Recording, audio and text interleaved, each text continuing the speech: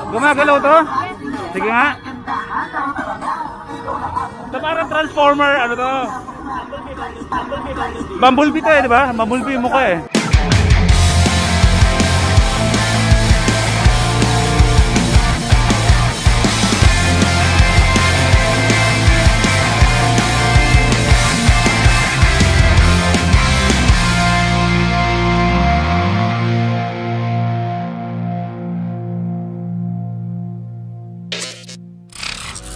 Can't you see I'm so high, so high. Direct, it's a wrap na ba? It's a wrap, it's a wrap. It's a wrap. Ay, ano yan? Editor mode ka na pagkatapos niya? Ulit tayo, balik na. Balik gulo na naman. Boy P, maraming salamat din sa time mo, no? At pag-ingat ka lagi pag-ride mo, no? Yeah. Boy, first time in the house. Thank you. Thank you. Next time, kita-kits tayo ulit. Direk! Bilisan mo yan, Direk. Mag-edit ka na. Ikaw, bro. Thank you, ha. Tsaka sir sa likod. Thank you. Alright. Tapos na tayo sa ating taping. Bro, thank you. Maraming salamat. Namiss kong i-drive si Optimus.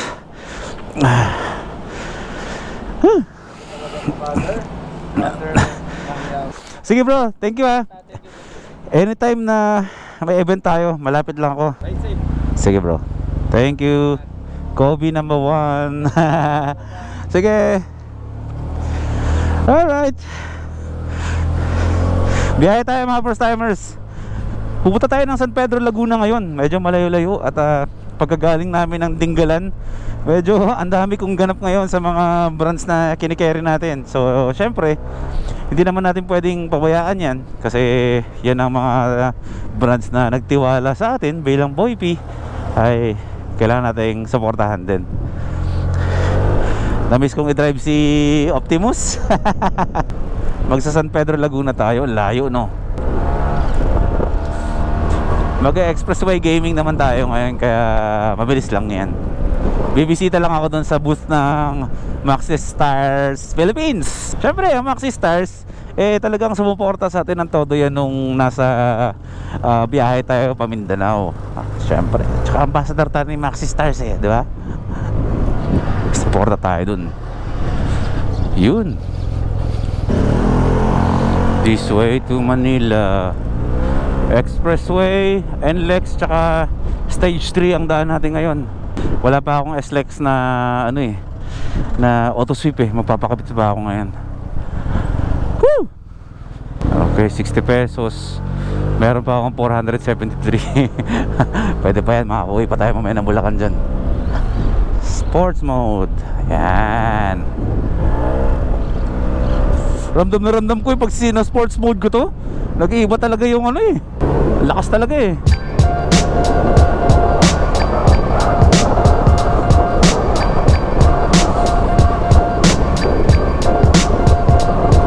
Ang tagal ko rin dinadrive si Optimus. Namiss ko lang talaga i-drive tong motor natin.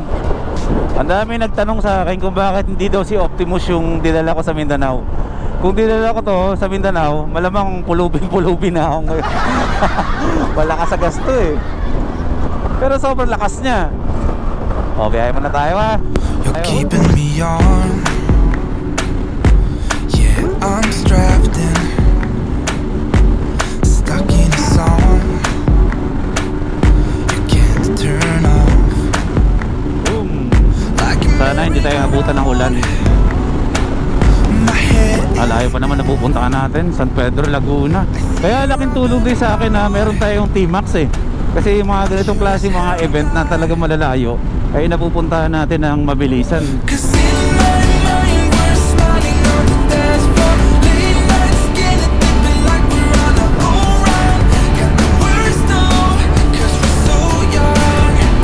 Uy! XADV na! Tatay ni Spike!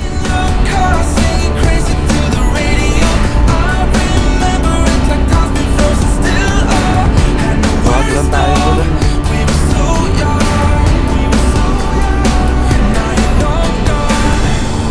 Stage 3 tayo. Kailangan ko magpakabit ng ng auto sweep nito eh. Yung pang stage 3, pang SLEX. Tanong lang ako. Sir,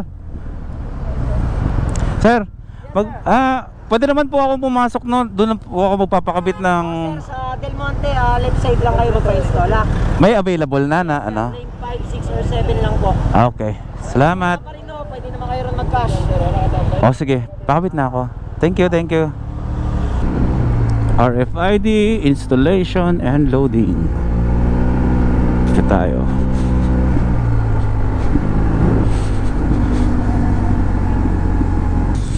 Ay, naboboringan talaga ako pag dumadaan ako sa expressway. Nothing interesting talaga. Sorry mga first timers. Kahit ako naninibago ako, hindi ako sanay sa ganito eh. How much more kayo, no? Magpapa-install po ako sa blue na booth. Diretso na ako doon. Payment na lang po muna dito sir ng toll natin. Okay. Magpa-install na tayo dito. Sir, pwede naman dito ako, no? Magpapa-install. Park ako dito. Okay. Dito muna tayo. Bantay tayo ng may lalapit sa atin mag-a-assist para ma-installan tayo ng RFID. Hindi ko alam kung RFID ba tawag doon. ETC. Ewan. Petron ng bago pumasok ng SLEX. So, I mean sa labas siya ng... Sa labas. Pagka exit ko, pagbalik ko mamaya, yung Petron malapit doon pwede magpa-install. Kasi pag dito medyo matatagalan pa, no? Bibilangin lang kasi sir. Sige. 100 pieces na kasi Naiya na tayo. Resorts World Manila. Tapos airport. Kumbira, no? Kapag nasa expressway ako, wala akong ibang maituro kundi establishment. Hindi ko talaga nakikilala yung sarili ko eh. Kapag naka-scooter ako at naka-big bike, kapag nakaganito ako, syempre gusto ko naman talaga si Optimus. Gusto ko, love na love ko tong motor na to eh. Pero hindi siya yung tipong may expect kayo na may maganda kayong maririnig na salita sa akin. Hindi ko kayo maituro sa magagandang lugar.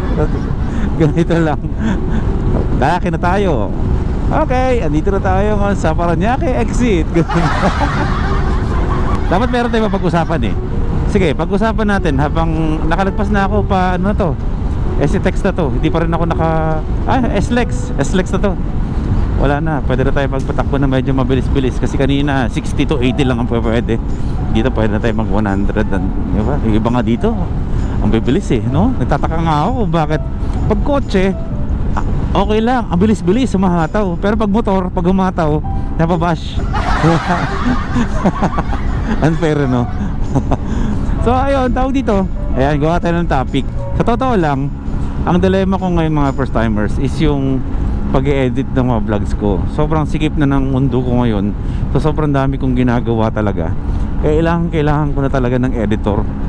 Pero hirap na hirap ako maghanap ng editor ko kahit sobrang dami na nag-a-apply. Gusto ko kasi tuturuan na editor yung hindi pa magaling. Gusto ko yung marunong pa lang na may space pa para turuan ko kung paano ako mag-edit, paano yung style ng pag-edit ni Boy first time. Yun ang gusto kong ma-hire na editor. Iba kasi kita ko ang gagaling na eh, di ba? Gusto ko yung natuturuan ko pa. Kasi simple lang naman i-edit yung mga vlogs ko eh.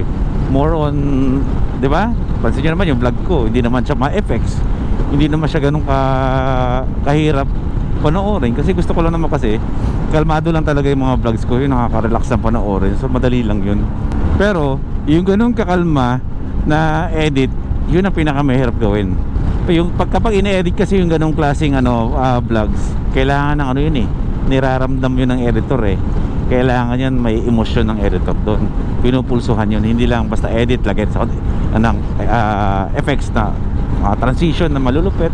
Pagkaiba yung napag-aaralan sa niraramdam. Kaya yun ang editor na hinahanap ko talaga.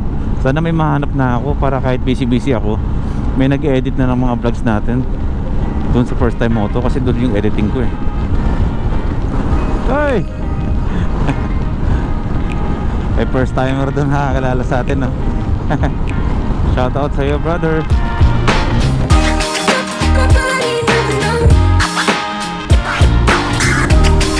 Keep laki naman ito na sa likuran. Ay, kanina pa to, ganito sa SLEX. 1 kilometro na lang, lalabas na tayo ng San Pedro Laguna. Hindi ko pa alam kung saan yung pinaka-location nung event. San Pedro na. Tara, San Pedro Laguna. Yun, sa wakas naka-exit din tayo dito sa matinding traffic na to. Ang tanong, saan ang lugar? Oh God, ang boring ng expressway. Kaya pag Baguio nga, iyain ko nga si Brody si Monorack. Mag Baguio kaming dalawa. Ang alam ko pwede na sa Baguio eh. Iyain ko nga no, para makapunta tayong Baguio ulit. Patagal-tagal na akong din nakapunta ng Baguio eh. Makapagpalamig-lamig din tayo dun, no? Miss, meron daw po ditong pwedeng pagkabitan ng sa kabila. Wait lang, sorry, wait lang pa. Hindi ko makuha yung ano ko, resibo. Hanggang 24 hours bukas yun? Okay. Diyos ko, nandito pala to. Wala naman masyadong pila, no? O sige, mamaya na lang. Ayan, meron daw dito. How much is 320? Mahal ng toll gate. Mas mura ang mga toll gate sa NLEX kaysa dito sa SLEX. Sa NLEX, sobrang haba na ng tinakbo mo. Mura lang. Dito, kakarampot lang inandar mo. SLEX, mahal. Big bike pa more. Let's go. Ang laki pa naman ng San Pedro Laguna. Hindi ko alam kung saan yung event. My God, saan tayo? Sige nga, dito nga muna sa kanan tayo. Wala. Ay hindi. Kung San Pedro Laguna, ito pala, patumbok pala to ng ng pa-Imus yan eh. Dito to sa kabila. Dito yun.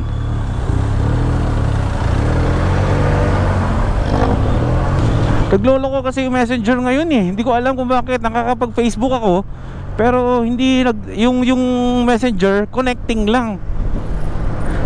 Ayaw gumana.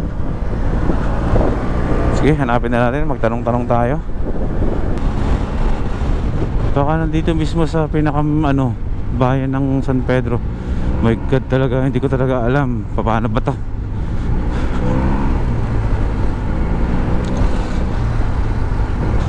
Sira kasi sir yung Messenger ko eh. Tawag dito, saan po ba dito sir ginaganap yung B2B? Yung mga car show ngayon. O madalas, di ba San Pedro Laguna po to? Saan po ba madalas po yun?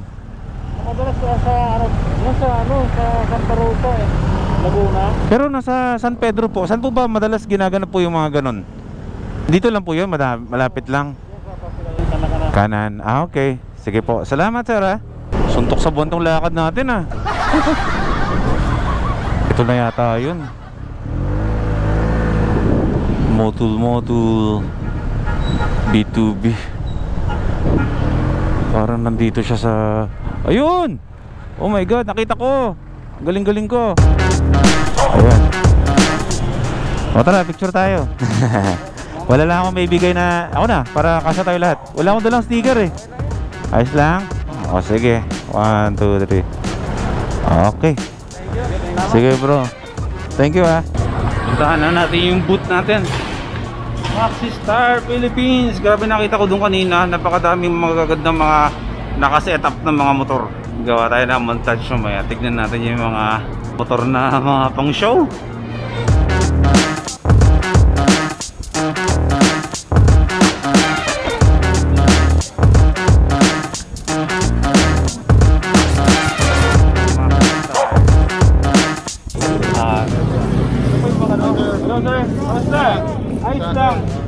Okay, welcome dito sa Maxi Star Philippines booth natin. Dito sa bumper to bumper or B2B. Dito ginanap sa San Pedro Laguna, dito sa Robinson's Galleria South. Climax natin, no?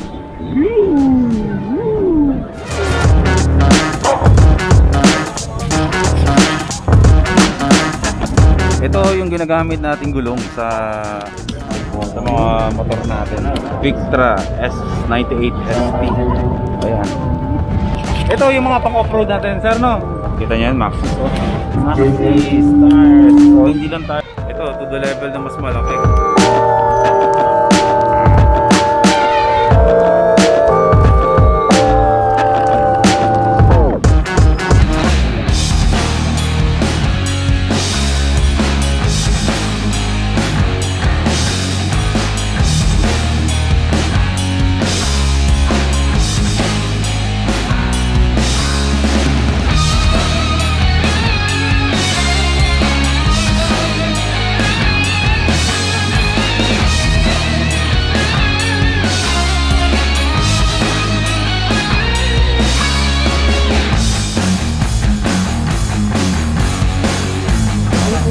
Shoutout po pala sa mga NSDICI, Yun. City Riders Club. Okay. May gusto ka bang batiin, bro? Wala naman lagi. Ingat lang lagi sa biyahe. Yeah. Thank you.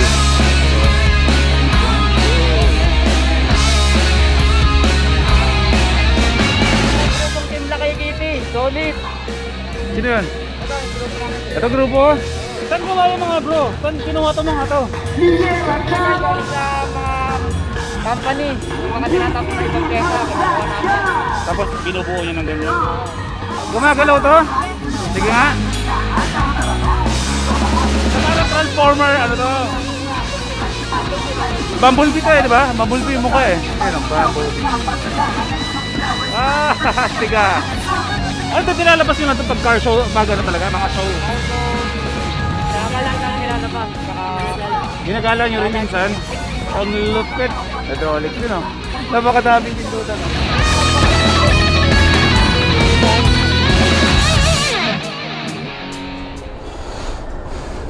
Sir, excuse me, may available pa ba kayo para sa big bike na... Sige nga po, si sir ang magkakabit ng... Yun, meron na tayo sa wakas. After ng napakahabang panahon, may ETC na tayo. Okay, win na tayo mga first timers. Ayos! ETC installed. Yay! Mag-exit tayo ng Southwoods, 2 kilometro mula dito. Tapos paikot tayo pa ganun, tapos pabalik na tayo ng Maynila. Sa wakas, meron na tayong RFID pang norte, tsaka pang south. Para pag papunta tayo norte, patay south, ganyan. Hindi na tayo pipila sa cash lane. Ay, makakauwi na tayo. At ako'y magpapaalam na rin sa inyo sa vlog na to. At uwi na tayo ng Bulacan. Mahaba pa pang biyahe ito. Siguro mga 1 oras kalahati mula dito sa south hanggang Bulacan, kasi lahat naman expressway yung dadaanan ko. Ang sarap din minsan ang pakiramdam na may bike na ganito, no? Pwede sa expressway. Ang bilis ng buhay natin. Salamat na lang talaga kay Lord at biniyayaan tayo ng ganitong bike na mas napapabilis yung biyahe natin. Lalo na ngayon ang busy-busy natin, mas nakakalas ng oras talaga. Malaking tulong si Optimus sa atin. So ayun lang mga first timers, ako magpapabay na muna dito sa vlog na to. At pasensya na kayo at ito muna yung napanood nyo. Talagang ganap ko lang to sa buhay. Pero bukas ay meron na naman tayong lakad. Ako ay pupunta ng Nueva Ecija bukas kasama ang Geely Movers. Lahat ng mga motovloggers ng Geely Helmet Philippines ay magsasama-sama. Magkakaroon kami ng charity ride bukas sa Minalungaw, sa Nueva Vizcaya. So magkita-kita tayo dun. So dito tayo mga first timers. Magkita tayo sa susunod na vlog. Life is good.